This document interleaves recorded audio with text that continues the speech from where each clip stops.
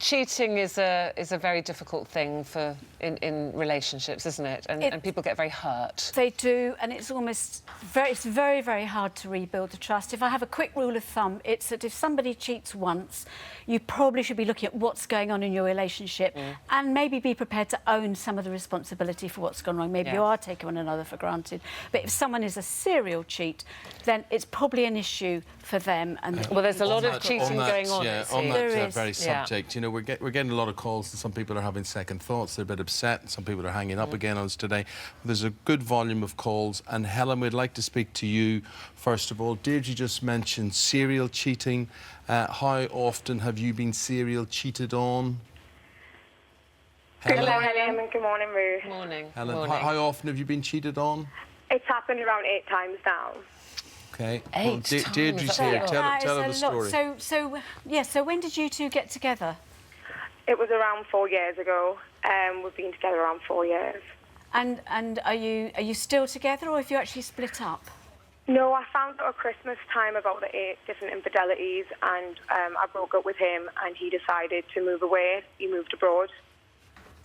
And what's your relationship like now? Do you have any contact with him?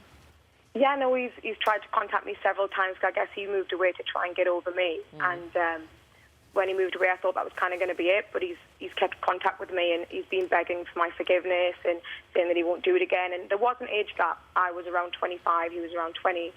He's now going to be 25. I'm now 31. So I don't know whether it was an age thing, and that's why he's done everything he's done. So are you considering getting back with him?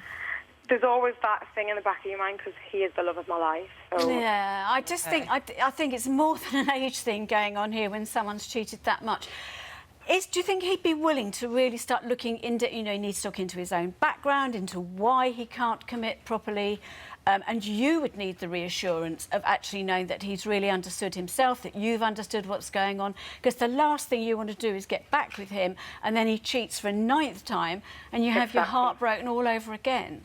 Yeah, that's exactly how I feel. I've discussed all this with him as well. I've said about counselling.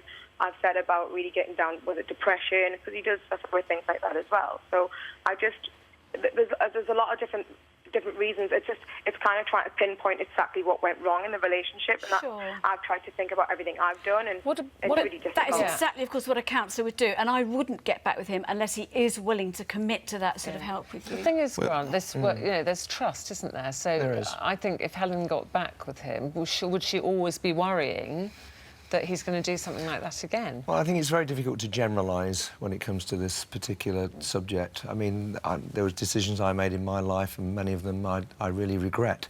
But I made them at a time when I personally was under a huge amount of pressure. I'd just lost my company. I was being made personally bankrupt.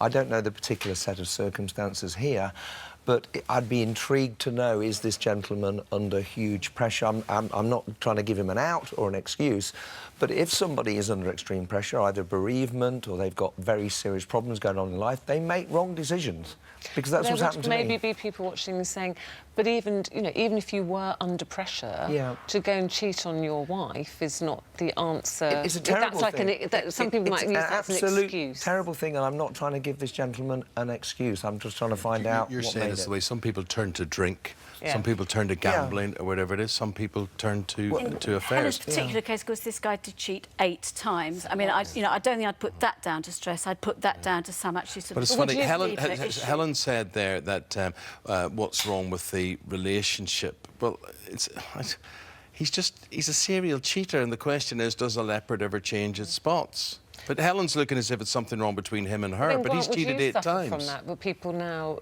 in a new relationship say, well, you've got form, you've got history. You know, they'll just go, he's just obviously a cheater. Do you think you deserve a second chance? I think everybody deserves a second chance, and my past is very well documented, and I'm not proud of that label, you know, at all. You know, I loved my first wife. You know, I loved Anthea dearly, and I made mistakes, and I'm really sorry that I made decisions that I now regret. But you have a good relationship with both of them now.